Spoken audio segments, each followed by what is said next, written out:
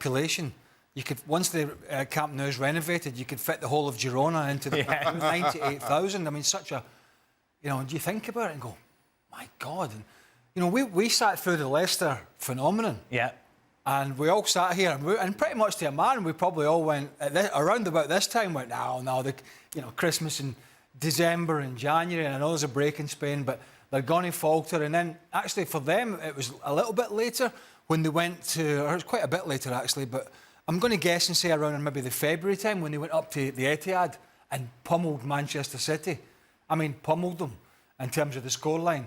And then that meant everybody just sat back. Now, there's a lot to still prove for Girona here. But this has to be a big step for them. Just the fact that to grow in their own confidence. But yeah, the football they're playing, I mean, Stoani comes off the bench. He's been scoring goals for them. They've got different ways they can play. They had the big Ukrainian up front yesterday who I thought he did a really, really good job. But when you think about just the back two, right, who else really is taking Eric Garcia, his form of the last 2 years, and Daley Blind, and taking those two centre-halves and saying, right, with these two centre-halves, we're going to be top of the league around about Christmas time for Girona. People would have said, you're nuts. Yeah. Meanwhile, speaking of nuts, why does Xavi not play his defenders in the right position? Alex? I mean, Barca's defending is getting so much stick, and rightly so. It's been an issue all season. It's a funny one because if there's one thing that we sort of said about Barca last year, it was defensive solidity. They weren't always the great entertainers, but they were winning a lot of games 1-0, and that's what won them the title last season. This year, the defence is all over the place. It seems to be systemic. You mentioned about the players in their positions. You've got Jules Koundé, who's a centre-back, right-back. You've got João Cancelo, who's a right-back, left-back. But it's not really about individuals. It's about the system. It's not even just about the defence, I think. It's about the way the team defends. You'll see there's the spaces opening up all over the place. There doesn't seem to be so much kind of cohesion and coordination in the way that they press, in the way they try and win the ball back. It's very, very hard to understand what's happened to this Barca side. Like I say, when they defended really quite well last season. Look at some of the stats there. Look at the numbers, and yeah, some of the differences I think are really quite stark.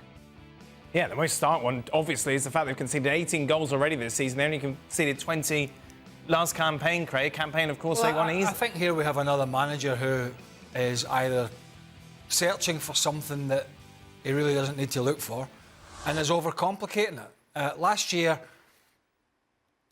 as a general rule of thumb, the only times, unless it was an injury or suspension, the only times he made some big calls were Araujo to go and do a job on Vinicius Junior in the Clásico, which he generally did very well. Apart from that, it was a pretty solid back four, and hence they defended a lot better. Here we have João Cancelo, who, we all know he's not the greatest defender. He's a terrific player playing at left back, which we know he can do. But then you've got Balde, who's not been playing recently, so they lose that going forward. They lose that natural left side going forward. You've got Koundé, who has sort of moaned and groaned about playing on the right side, but when he's playing in the middle, he struggled. And then you had Balde coming on and playing at centre-back. So it was left-side centre-back, so it really was a mishmash. But that being said, I thought the third goal was nothing to do, really, with personnel and where they were. It was two of their most experienced defenders defending shambolically. Absolute shambles. The long ball comes up and Araujo is just bullied off the ball, off the header like a school kid. And then Jules Koundé makes the most powder-puff challenge on the edge of the box I think you're going to see all weekend. Only slightly worse than the one that Molina made the week before when Gundogan got his goal. And so you can't legislate for that, but what you can legislate for is continuing to move these players around. We've talked about it with teams in the Premier League that are struggling. Square pegs and round holes has no longevity. And at the other end, you've got Lewandowski, who, of course, did score, Alex, but a couple of big chances that, on his day, of course, he would convert with no problem. Of course, he's still capable of scoring goals. He will still score goals. He is still scoring goals. But he doesn't look like the player he was a year or two ago. And quite often, sort of some of the good football that Barca are playing, it almost seems to break down when it reaches him, because he looks like he's not quite the sort of player that a Barca team, a Xavi team might want in that position. He looks a little bit slow, a little bit ponderous, and it's a huge concern, no doubt about that, because they don't have any options, at least for now. They're bringing in Vitor Roque from Brazil in January to give themselves a real alternative to Lewandowski. Because, like I say, right now in the team, they don't have one. He got a right custard pie in the second half, didn't he? I don't know if you remember it. They had a free kick right on the edge of the box. I mean, it was a very good position. He sits it down, he's eyeing it up, and before he can get off the starter's block, before the starter's gun goes, Rafinha's battered it over the bar. Yeah. But he's 35. You know, there is going to be some decline there, isn't there? Yeah, well, he can still move 2 yards to take a free kick. Well, yeah, but I just thought it was interesting that clearly the clout that he had was sort of being slightly diluted by another player taking it. But yeah, look, it's very, very difficult to keep doing what he has been doing at his age. That being said, though, the kind of chance he missed, where you expect to see the decline is the running away from defenders, is the running the channel, is the half a yard slower than you've been. Where I don't think you're expecting to see it is a bread and butter like the header when the ball comes in the box. So how do you explain that? Just timing. I just think even a player with his resume is feeling the pressure of the situation at Barcelona. He knows he's been talked about. He knows the team are not playing brilliantly. He knew this was a big game. And I think Lewandowski, over the years, wouldn't even have batted an eyelid at that, but in the back of the net. His timing's off. He's just struggling. He's half a yard off the game. And there is a big question mark whether, and I didn't think there would be at the start of the season. I thought if Barcelona get the supply chain to him, he'll continue to score goals.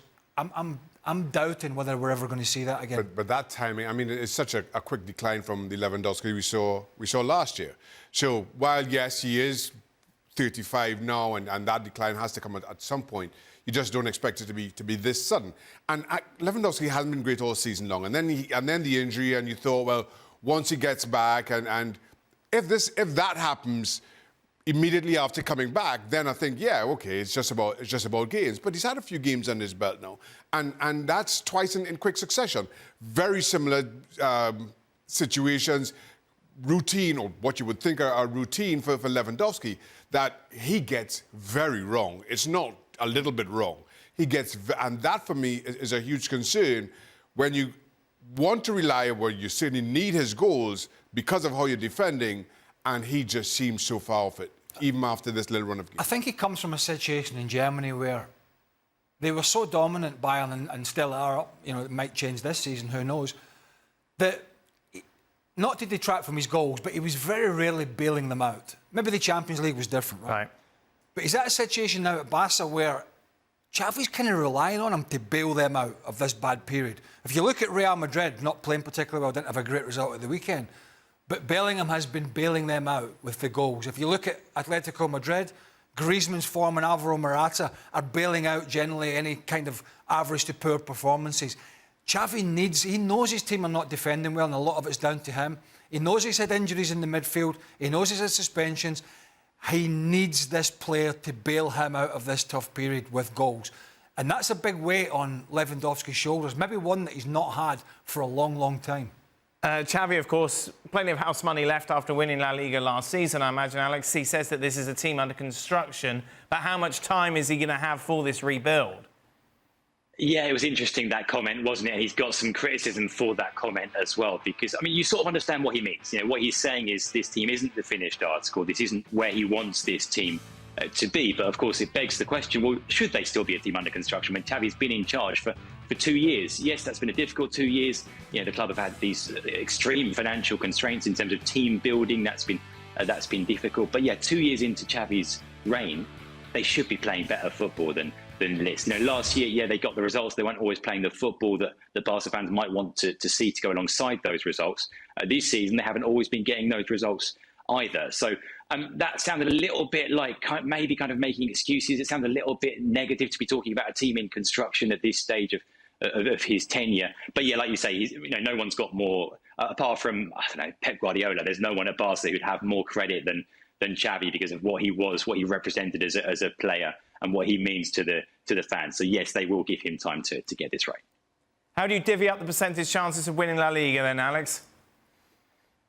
It's very, very difficult to say right now. I mean, you have to say that Girona have a percent. What that percentage is, to put a number on it, I don't know. But Girona have a chance. Girona absolutely have a chance now. Real Madrid are in there. You wouldn't rule out entirely Atletico. That seems unlikely. You wouldn't rule out entirely Barcelona either. Let's hope all four of them are there or thereabouts for the last couple of months of the season, because that would be a lot of fun. I heard no numbers there at all, Alex. There were no numbers. I thought I might have got away with that. What would we say? Let's say Girona. Let's say that Girona have got what, a 20% chance of winning it. Does that sound low? I mean, when you look at the way that they're playing and what they're doing and results like last night, to say that it sounds low. You might put it up to 25 or more, and you give Real Madrid probably a bit more than that, given their experience and given the players that they've got, even though they've got some holes in their squad. And like you say, you'd give Atletico a chance, and you'd give Barca a chance as well. It's difficult to say, but yeah, Girona, like I say 20% chance for Girona, and then I hear myself saying it, and I think, well, maybe it's even higher than that. What do you think? I don't know, Alex. He hasn't given a number for Barcelona yet. Yeah, but the trouble is, it's a four-way split, and a four-way split is tricky. No, Alex isn't Don. He's smarter than Don, isn't he? Apparently it's a four-way split and everybody's at 20. Because I was going to go 50% Real Madrid. Okay. Then I figured there's another 3 teams that are technically in it. I thought that's a bit much. Right. So now I'm struggling. Okay. But I'm kind You could just keep talking like Alex does. So you just then. Just say a number. I think in no particular order, it's definitely Real Madrid, whatever percent. Right. And then I think we're looking at Atletico Madrid. Okay. And then I'm sort of split between Barca and Girona. Right. And I've no, again, Yep. help me out with the numbers here, Shaka, you're the Nasser intern. You're a numbers guy. I'm going to go a nice even 25 for Barcelona. I think Girona are slightly under that at probably about 20. And then He's struggling. Here we go. No. Right. So what would we give Real Madrid? we're giving Real Madrid 35. 35. Yeah. Yep. That's 80. There you go. So who's 20? Atleti. Atleti 20. I told you. Yeah. I told you it wasn't easy. There in the end. Alex will say thank you very much, mate. Much appreciated.